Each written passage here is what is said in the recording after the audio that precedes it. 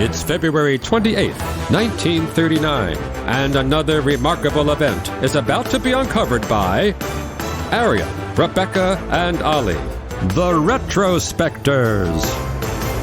Let's take ourselves back to this day in 1939 and inhabit the personage of one of the editors of Webster's New International Dictionary, brackets second edition. Easy enough to do. Okay, so you turn up to work as usual and you sit down at your assigned desk and go to the task of checking the D's section, and suddenly you spot something suspicious. There, wedged between Dorcopsis, a type of small kangaroo, and doré furnace, a gold refiner, is Dord. A bit concerned, you go looking for the origins of this word Dord, and you quickly discover that you've found a ghost word. This is like the worst scary story of all time, Arion. This is choose your own adventure in the persona of a dictionary editor in 1939. And it doesn't get any sexier. I actually discovered that the word Dord is a real word. It's a type of Bronze Age Irish horn, but it's not clear if editors back in 1931 were aware of that, and that's certainly not why it had been included in this dictionary. And so this mistake had arisen from a note submitted by the dictionary's chemistry editor, Austin M. Patterson, and he wanted this new second edition to add density to the list of things that the letter D could stand for. And so he has submitted this in a note where he wrote capital D or lowercase d, density.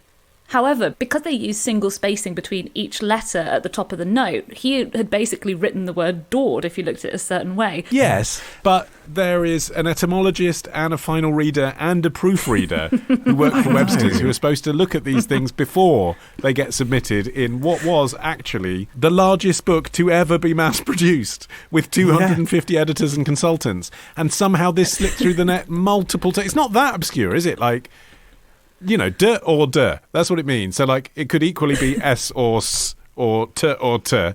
I mean, you'd think, actually, it would be a really basic one for them to have spotted. It's extraordinary that it managed to fall through. And you can see, because the card obviously became a very valuable piece of memorabilia, you know, this card that Patterson had scribbled D or D on. You can see that when they were revising the dictionary later, someone had scribbled on the top right corner, plate change, imperative, urgent. You just think, in the world of dictionary compilers, this is the most seismic thing that can possibly happen. A ghost word has made it into our publication. Just to give some sense of the urgency in the dictionary world, this error was flagged on this day in 1939, whereas the last copies to contain Dord as a legitimate word, found on page 771, were printed in 1947. Imagine they hadn't marked it as urgent. We'd still be Dording it up. Well, I wondered whether the fact that we are discussing it now means that it should, in fact, now be included in modern dictionaries, whether it has become a word because it's emblematic of a ghost word, or at least as a kind of Easter egg joke for librarians, you know, like let's just put Dord in there to keep the tradition going. So I checked out my Collins Concise, and no, go straight from Dorchester to Dordogne. No fun in Collins. I think it's a shame that it's such a niche word because there was no chance for it to catch on, you know, even as a joke. If you think about, like, you know, how the Simpsons coined imbigans and cromulent famously, and people use those now. It's kind of, you can't really do it with an abbreviation for density. It doesn't come up in conversation as often. Well, you can't, but I mean, presumably there's like some academic chemist somewhere that has a riotous lecture with the word Dord in it at some point in every academic year. It's also such a pleasing word. Dord should mean something, you know? Well, it does. It's that Bronze Age horn, Arion. You need to start bringing that up more often. Okay. Noun, forgotten Bronze Age horn. Why aren't you using that every day?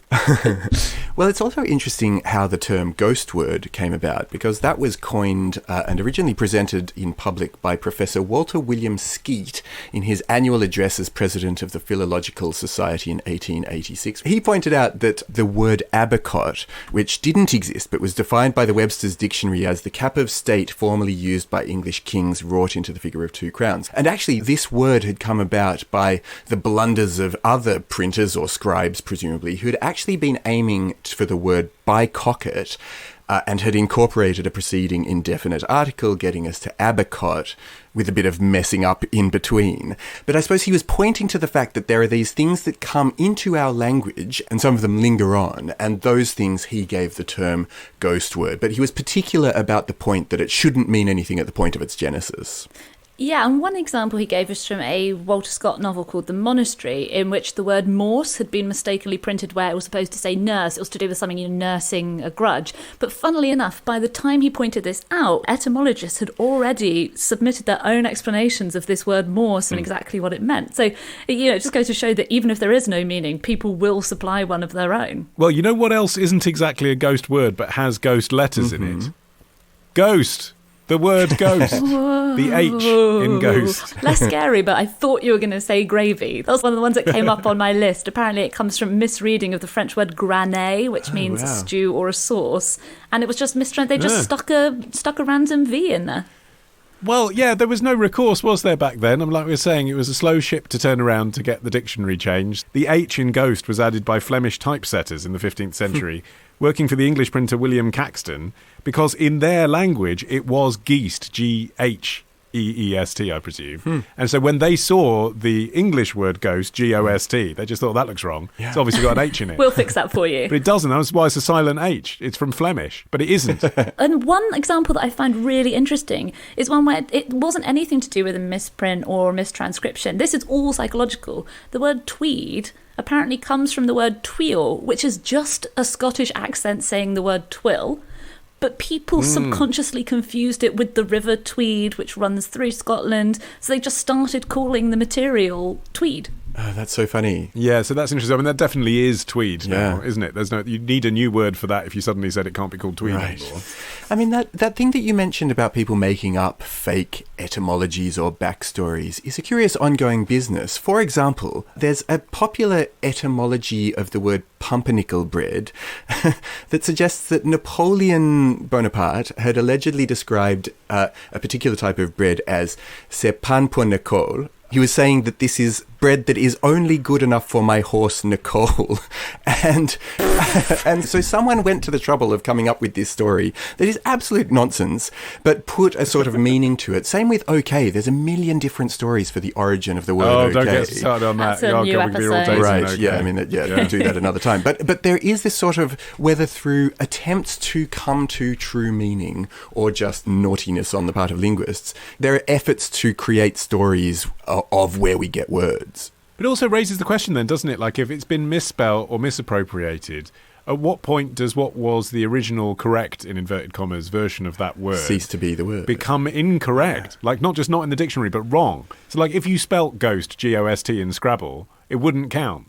But that is the etymologically sound version of the word before it got bastardized. Yeah, it reminds me of, that all the words that were originally words beginning with N, and when people said A in front of it, they turned it into an. Like, for instance, adder, as in the snake, was originally called nada, and people would say anada, and eventually they just started saying nada. Oh, interesting. And there's some common names as well, some common nicknames. Like if you've ever wondered why Ned is a nickname for Edward, it comes from people saying mine Edward, back when people used to say mine instead of my. Ah, like our kid. Mine Edward. Yeah, and mine Anne, which became Nan and Nancy, which is why those are nicknames for names that they don't sound like. Feel free to call me mine Arion and then Narion from here on out if you wish.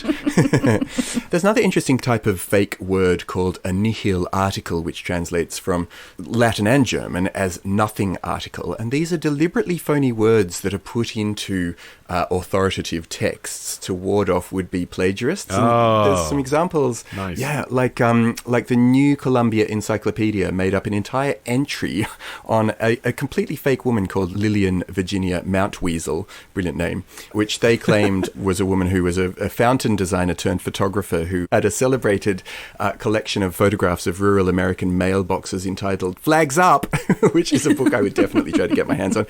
And apparently also cartographers used to insert these things called map traps, which were fake streets or fake little cul-de-sacs or whatever that didn't exist, but they were designed to help them identify other rival cartographers who were ripping off their stuff. Yeah, because it makes sense, because it's like, how are you going to prove you're like, you stole my interpretation of the shape of France? It's quite hard to press a plagiarism case in map making. That reminds me, my friend Mark sat next to me when I was about 11 and we were doing a test in class.